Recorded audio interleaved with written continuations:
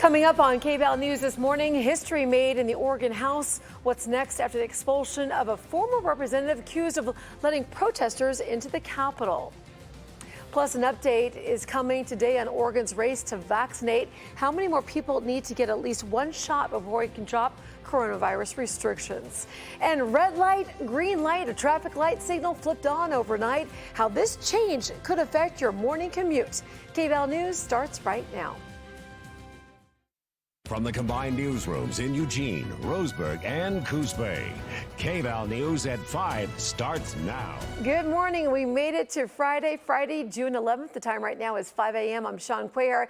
If you're just waking up right now, some big changes in store, not only with the weather, but that traffic alert, a major change. Let's check in right now with meteorologist John Mayer from the Weather Center. Good morning to you, John. Yeah, good morning, Sean. And yeah, a lot going on out there. This is the day that we've been looking forward to when we would start to see a lot of changes in the forecast. And first and foremost, it's those rain chances and exactly when the wet weather will arrive. And while so far many of us are just seeing the clouds out there, at least that's the case right here in Eugene, Springfield, seeing plenty of overcast skies with temperatures starting off in the upper 40s. There's definitely a little bit of that wet weather trying to make its way onto the coastline and slowly working its way into the valleys as we move a bit deeper into the forecast today. That's a lot more green than we've seen on satellite and radar for quite some time. Beginning to get that wet weather already picking up for many of us out there, and this is just going to be more of the same all day long. We'll continue to see more of that rain developing for us as we move a little bit deeper into our Friday forecast. And a good chance that we can keep it going as we head into the weekend.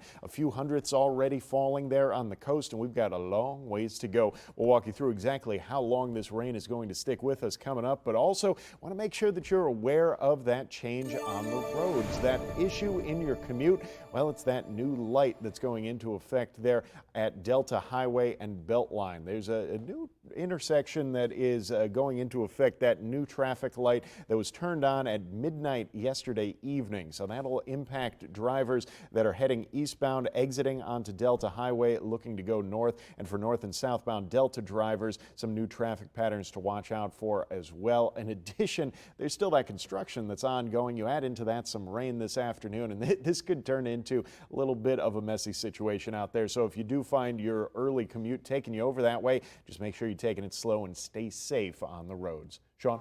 Well, some developing news. History has been made in the Oregon House of Representatives.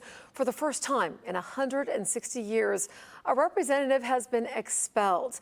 The House voting 59-1 to expel Representative Mike Neerman from the legislature, with Neerman being the only member voting against that resolution. And this comes after a special committee voted unanimously early Thursday to recommend expelling him. It's going to now be up to the county commissioners to find a Republican to replace him. Just minutes before his colleagues voted to expel him, he continued to defend his actions. Neerman again facing charges of criminal trespass and official misconduct. This is, of course, tied to the December 21st event where he allegedly opened the door to the Capitol, allowing protesters inside during a special session.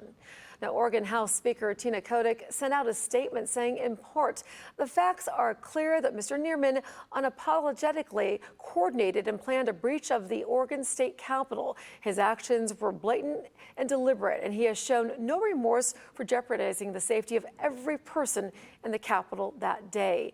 Given the circumstances, this was the only reasonable path forward. Well, happening today, there is a growing outroar right now over revelations that the Department of Justice during the Trump administration subpoenaed Apple for account information belonging to at least 2 Democrats on the House Intelligence Committee. According to the bombshell story first reported in the New York Times, it was all part of an effort to identify who had been leaking certain information to the press. CBS's News' Laura Podesta explains. Sources confirmed to CBS News that House Intelligence Committee Chairman Adam Schiff and fellow committee member Representative Eric Swalwell were 2 high-profile targets of an investigation by President Trump's Department of Justice. The DOJ, led by then Attorney General Jeff Sessions, was looking into who might have been behind leaks to the press of classified information regarding contacts between the former president's aides and Russia. I was notified, Dawn, by Apple that they did seize my records. Sources also confirm the DOJ subpoenaed Apple for the communications metadata of at least a dozen people connected to the congressman, including aides, family members, and even a minor. I believe they were targeted punitively, not for any reason in law, but because Donald Trump identified Chairman Schiff and members of the committee as an enemy of his. And just like Vladimir Putin or Erdogan or Xi and China, he used the power of government corruptly to go after his perceived political opponents. Although nothing was found that tied any committee members to the leaks, Sessions' successor, Bill Barr, revived the investigation in 2019. I think there needs to be an internal investigation within the Department of Justice. I would like to know, we've asked the Justice Department, was this just going after Democrats? CBS News has reached out to a spokesperson for the former president, but has not yet heard back. Both Apple and the Department of Justice declined to comment. Laura Podesta, CBS News. The New York Times reports that Apple had been under a gag order about the subpoenas, and that's why lawmakers did not know their account information and data had been handed over until recently when the gag order had expired. Well, happening today, we're going to get an update from Oregon Governor Kate Brown on the state's coronavirus response. She's going to be joined by representatives from the Oregon Health Authority. The state continues to inch closer to its 70% vaccination goal. Roughly 67% of Oregonians have gotten at least one dose so far. That press conference set for 11 this morning. We're going to stream it live on KVAL.com. We're going to also bring you the big takeaways that's coming up on KVAL News at noon. Now, Oregon needs just over 93,000 more people to get the vaccine in order to reach the statewide goal of 70%. Again, right now, we're at 67.2%. Governor Kate Brown, again, will be addressing that today. She did mention during last week's briefing that additional incentives would be forthcoming, but it's unclear when those will be announced. Moderna has applied for emergency use authorization of its COVID-19 vaccine for kids 12 to 17. It was last month the company announced the vaccine was 100% effective in preventing infection in that group range. Many experts are considering vaccinating younger people as soon as possible. It's important to in-person learning, they say, in their plans for fall. Doctors and scientists at the FDA are now looking at what would take to get a green light to vaccinate young kids. I very strongly believe we need a vaccine for adolescents and children, but I want to be sure that the risk of the vaccine is less than the risk of hospitalization.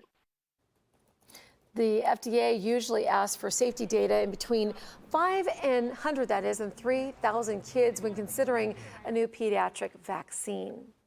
Big news, Eugene City Council moving forward with an ordinance to temporarily ban the use and also the sale of fireworks in a large section of the city. This proposed temporary ban is due to the area's drought conditions and the potential for wildfires, and it covers the area south of 18th Avenue and east of Agate Street. The council voted back in May to consider the ban for the remainder of the year and into 2022. A public hearing on the proposed ban of fireworks is scheduled for Monday, June 21st during the city council meeting. Now, do you agree with this proposed ban? Join the conversation right now on our Facebook page. We would love to hear what you have to say about it, that is. The Lane Transit District says a bus operator shortage will put a dent in its service. LTD has 158 bus drivers right now, and people who were furloughed during 2020 have been rehired, but LTD says they still need to hire at least 20 more operators to maintain things. The district tells KVAL News additional summer services will not be added as previously planned. LTD says it takes 5 months to recruit and also train new drivers. Now, the fire season, it is here. The Coos Forest Protective Association has already responded to 52 fire calls in April and May. Last year, wildland firefighters were battling fires during the pandemic and following COVID protocols at the same time. Now the vaccine has been widely distributed, that is, which is loosening mask and distancing requirements for those firefighters. They have all resumed in-person fire training, but overall operations will run under COVID restrictions very similar to last year. Moduled up our firefighters, so the same people were on the same apparatus every day, same crew, and they were kind of kept isolated. So that way, if somebody got sick, it wouldn't affect other crews or engines. Now, Chase says he doesn't foresee COVID protocols easing up until next fire season. Now they can do some things in person. They're hoping to hold fire prevention talks with the community. In Douglas County, the fire danger might be low, but the number of fires this year, we know it's already high. So far, the Douglas Forest Protective Association says it has seen 46 fires that have consumed 315 acres. In the last 10 years, they've averaged 17 fires, burning 90 acres by this time of the year. According to DFPA, all of the fires this year have been human caused and related to things like debris burning, equipment, and also campfires.